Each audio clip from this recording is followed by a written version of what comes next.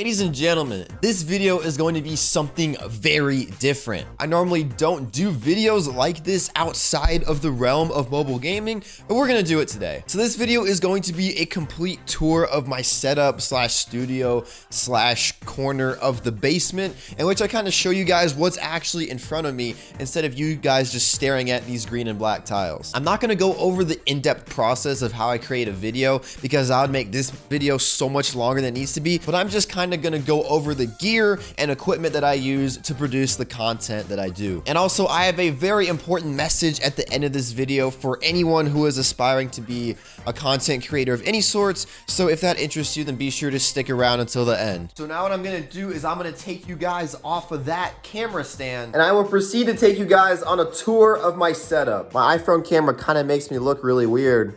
So I actually am recording this on my iPhone, so I know the audio quality won't be up to par as to what it normally is, but just bear with me. So when you walk into the room, this is what you see. This is the setup from the back. Of course, you guys are normally used to only seeing the black and green squares, but this is what everything looks like from behind. And yes, I know my cable management is very garbage, but I'm always rearranging things, so just bear with me. So I guess I'll start with the biggest thing right here, and this is my gaming chair. This thing is extremely old. It's an off-brand DX Racer from the brand Merax. This was pretty cheap and I've had it for a very long time, much before I started doing YouTube, and it's held up. It's getting kind of crusty now, but you know, it does what it needs to do. And then of course, because it is the holiday season, we do have a little Christmas tree in the back. As you guys can see, we have my stuffed baby dragon, otherwise known as Microwave, hooked up right there. So yeah, that's pretty lit. Then over here, we have the table of little knickknacks that you guys see in some of my videos. So we have the box for the iPad Air 4, which I bought not too long ago. We have a fake plant from IKEA. We actually have an iPhone camera stand that I made out of Legos, which is cool. I have a tennis ball. I have a ruler for when I'm doing physics homework or something like that. We have the legendary Obama prism. We have a mini Lego Star Wars Millennium Falcon. We also have the little Android guy. And then the OG DS. This is the original Nintendo DS. And I have it down here because I still play it sometimes. It's still one of the best video game systems of all time. So I guess we'll move over to the desk, and I actually have two monitors. This is a LG 29-inch ultra wide monitor, and then over here we have an Asus 24-inch, just a normal monitor. I really like having two monitors. I keep this stuff open. This is OBS, the software that I actually use to record and stream. Like when I'm streaming, I keep this open on this monitor, and then I keep my stream dashboard in my chat open up on this monitor, and it works out really, really nicely. Then right here, you guys will see my webcam on a little tripod. Well, it's not little, but it's a tripod. This is the Logitech C920. It is a very cheap but pretty solid webcam for only $50 or something like that. The quality I can get out of this is pretty cool. And then along with the cameras, I have two lights. These are Elgato key lights. I have one right here and I have one right here. And I can actually turn both of these on with the press of a button. I can press this button right here on my Elgato Stream Deck right here, and it will turn on both the lights. And I flip both of those on whenever I am recording. And as you can see, it makes me look nice and good in the picture. And by the way, whenever I stream, I just take my camera off of this and I just mount it on top of my monitor. So that way, you know, I always sit down when I stream. I don't like standing up when I stream, but I like standing up when I record. So I put it up there when I'm recording and I move it down here when I am streaming. So then right here for the keyboard, we have the Razer Ornata Chroma. Even though it can do chroma, I like keeping it white. Then we have a Razer Death Adder mouse, and then we have a Corsair mouse pad right here. And then over here, we will see my microphone. This is a Shure SM7B. It is a very good microphone, very expensive. This was actually a Christmas present about a year ago. And if you want to do YouTube, you don't need a microphone that is this good. Like, this is literally studio quality. And I'm probably not even maximizing the potential of it, but it's a super good microphone. But you know, if you don't have the money for it, then don't. You know, there's plenty of better other options for microphones out there. Right here, this is actually a tablet stand. This is what I use to hold my iPad when I'm standing up. Because when I'm standing up, you know, my table's down here and I don't want to have to reach down there. So I have this tablet stand and I just keep it over here, mounted to my desk right here to keep it out of the way. And over there, that's just some exercising equipment. We have my Xbox controllers and just an old chair over there. And then back here, I actually like to keep a lot of boxes. I'm just like that. I like to keep boxes. So I actually only kept one of the boxes for my key light. We have a box right here for a capture card that I don't use anymore, a box for my Razer mouse, a box for my capture card, which we'll get into, a box for my Stream Deck, and then a box for my microphone, and a box for my mixer. And speaking of the mixer, here it is right here. It is a Go XLR. This is probably my favorite thing that I own. It just makes everything in terms of content creation so easy. We have different faders. This one controls the mic. You can see it's picking up the mic. This one controls Discord right here. This one controls all my music. Then this one controls Google Chrome and stuff like that. And I can mute the individual channels, or I can just slide them down like that. Then this is a bleep button if I ever decide to swear.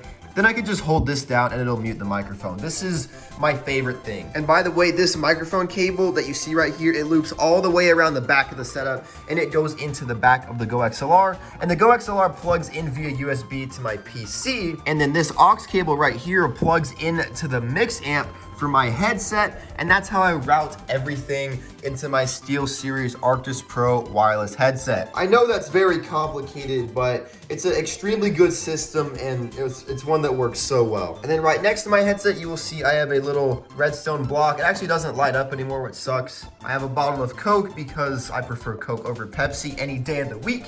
Down there is a trash can. I don't have a liner in it, and I probably should put one in there.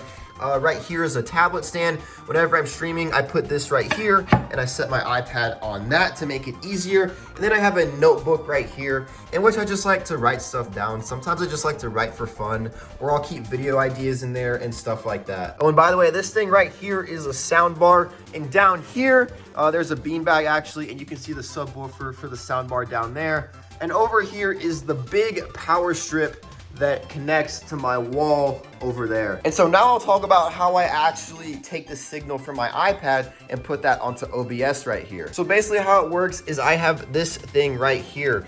So this is a HDMI to Lightning adapter, and that goes into an HDMI cable, which goes back here. And then this HDMI cable comes all the way down here, and it connects to my Elgato capture card.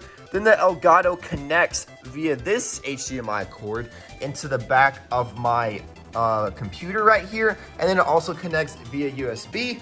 And then when I plug in my iPad, it displays on the computer right here. So that way there's almost zero delay when it comes to broadcasting my gameplay signal into my computer. And then I can just press start recording right there, and then it will start recording. And that's how that works. Then of course there's the whole editing process, the whole thumbnail making process. We'll get into that in a different video if that's something you guys want. Then I guess we'll talk about the thing that's powering all of this. So I'm actually looking to upgrade this PC really soon because the components in it are getting pretty old for technology standards and for what I do. But it is an i5 6600K processor, 16 gigabytes of DDR4 RAM. We have a GTX 1070 graphics card. I have a 128 gigabyte SSD, 1 terabyte hard drive. I have an AIO cooler. If you don't know what any of this means, then just know that these are PC specs. And yeah, we have some green RGB fans in there. And yeah, and also this right here is a Wi-Fi extender because my router is actually upstairs because my parents use that to work. So I have to use a Wi-Fi extender to actually get a signal. Oh, and then back here, I actually have a Fortnite chest. I kind of hide that because I don't really care about Fortnite anymore, but at one time I did. And then I have this adapter if I ever want to connect my Xbox controller to my PC for games. And then this is a 2 terabyte external hard drive that is extremely old, but this is where I keep all of the files for my video stuff on. All of my thumbnails, all of my recordings, all of my finished videos, they are all on this 2 terabyte hard drive. And so in terms of my setup, that's pretty much everything. This right here just in the corner of my basement. Now I just want to give a little bit of advice to maybe anyone out there who's like an aspiring YouTuber or something like that. Now I know that I'm not a big YouTuber by any stretch of the imagination, as I have still less than 4,000 subscribers, but on this journey known as YouTube, there are a lot of things I have learned, and I want to share some of that advice with you guys. So I guess the biggest thing is, in terms of equipment, is you do not need a lot of equipment to make YouTube videos. When I started making YouTube videos, the only stuff that I had out of this is I had my PC, and then I had one of these monitors, the keyboard, and the mouse. That was it when I started YouTube. I didn't have this fancy microphone. I didn't have these fancy lights or this webcam or any of this stuff at all. I just had the PC and the other stuff that you kind of need to go with the PC. And even then, the PC was a bit extreme. I mean, if you have a solid laptop, you can make YouTube videos off of that, especially Clash Royale videos. You can just record the gameplay straight off your iPad and then put it into editing software on your laptop and then do everything that way. The biggest thing I've learned that separates YouTubers apart from each other isn't the equipment or the quality of their videos, but it's the personality of the content creator and the content that they actually provide. You could have the best equipment in the world, but if your content is just straight up bad, then no one's going to want to watch it.